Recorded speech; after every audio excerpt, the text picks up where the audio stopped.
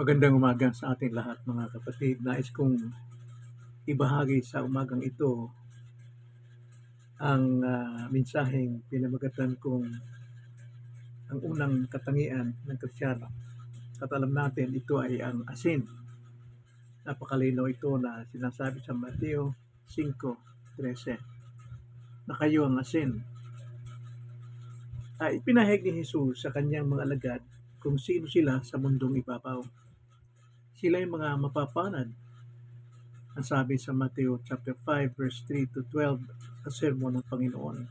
Ito yung mga katangian, mga pangungugali ng totoong mga mananampalataya sa kaharian ng Diyos. Nais ng Panginoon na kanilang ipamuhay ang mga ugaling ito sa mundo upang ang hindi niya maabot o naabot sa mga tao sa kanyang ministeryo habang siya nasa lupa ay maabot ng kanyang mga alagad. Ngunit kung paano siyang nagdusa o dumanas ng paghihirap at pasakit hanggang kamatayan, ay ganun din, marahil ang mangyari sa lahat ng mga Kristiyano na magbabahagi ng kanyang salita. Sapagkat sinasabi sa Mateo 10:24 hanggang 25, ay ang sabi ng Panginoon, ang mga gawa kong ito ay higit ninyong magagawa sapagkat sila ay lalaganan sa sanlibutan. John 4:12, 14:12, sinasabi na ang isang estudyante ay hindi maaaring humigit sa tagapagturo sa kanyang teacher. So, dahil dito, lumaganap nga noong sa unang iglesia, lumaganap nga ang mabuting balita ng kaligtasan at maraming mga naligtas. Ito yung mapapatunayan natin sa mga gawa ng aklat ng mga gawa, Kapitulo 2, versikulo 4 hanggang 11, na kung paanong nangaral ang mga apostol pagkatapos ng Pentecostes, lumaganap ito. At lahat ng mga tumanggap sa salita ng Panginoon at nagpabautismo, sila po ay dinagdag sa iglesia.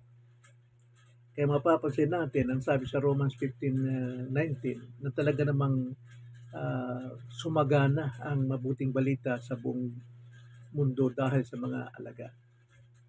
So, dito po sa ating pag-aaral, ang unang-unang katangian ng Kristiyanong kailangan sa pagpapalaganap ng ministeryo ng kaligtasan sa mundo ay ang pagiging asin. Tignan natin ang pagiging asin ng isang Kristiyano.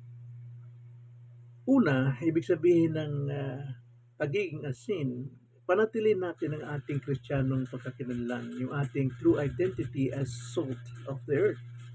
Ang identidad o ang pagkakilanlan ng mga mananampalataya. Kayo ang asin ng lupa. Nakilala natin lagi ang ating mga papel, ating papel bilang asin.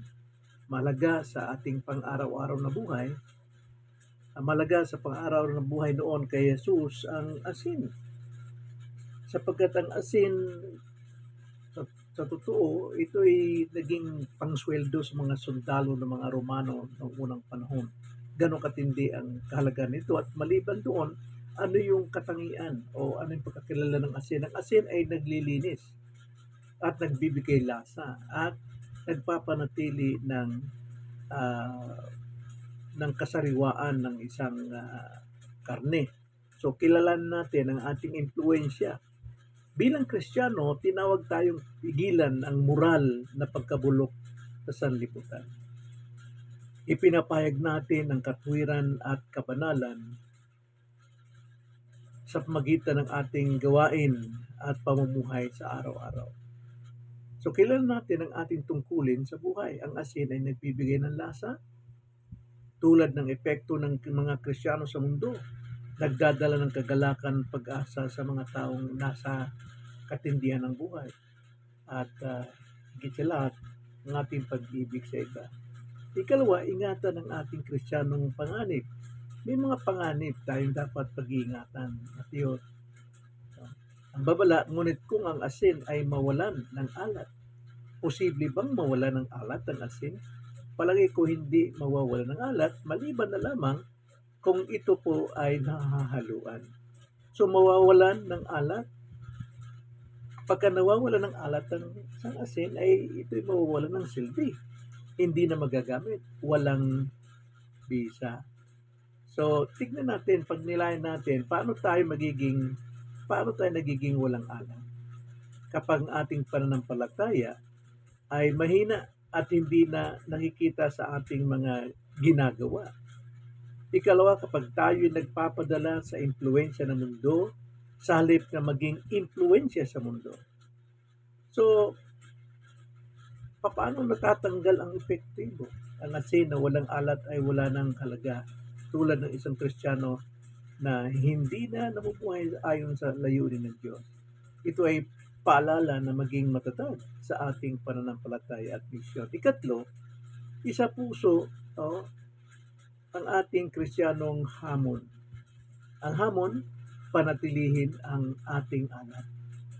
Manatiling matatag sa pananampalataya sa pamagitan ng panalangin, pagbabasa ng salita ng Diyos, pagsasagawa nito, mapapanatili ang ating alat. So maging asin sa pang-araw-araw na buhay, magsilbing inspirasyon sa ating pamilya, kaibigan at komunidad, magpakita ng malasakit, kabutihan at pag-ibig sa kapwa. So ipamalas ang epekto ng asin. Ang asin ay hindi manatili sa isang lugar. Ito ay kumakalat at nakakaapekto sa kapaligiran. So gawin natin ang ating bahagi bilang mga tagapaglingkod ni Kristo sa ating lipunan. So ano po ang ating pong maaring matutunan sa umagang ito?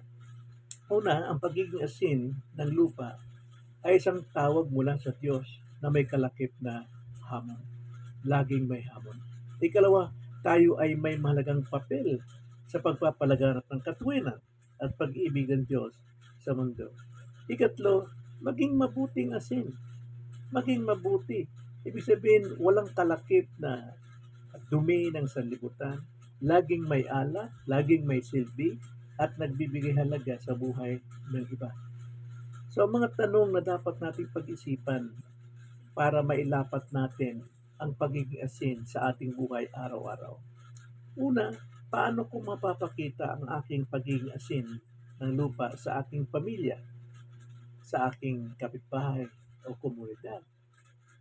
Ikalawa, anong mga hadlang na maaring magpahina sa aking alat at paano ko ito malalampasan? Ikatlo, sa anong mga paraan ako maaring maging mas epektibong asin sa aking lipunan? Yan po ang dapat nating pag-isipan, mga kapatid, upang mapanatili natin ang ating magandang patotoo pagdating sa ating pagbabahagi ng mabuting balita kay Kristo.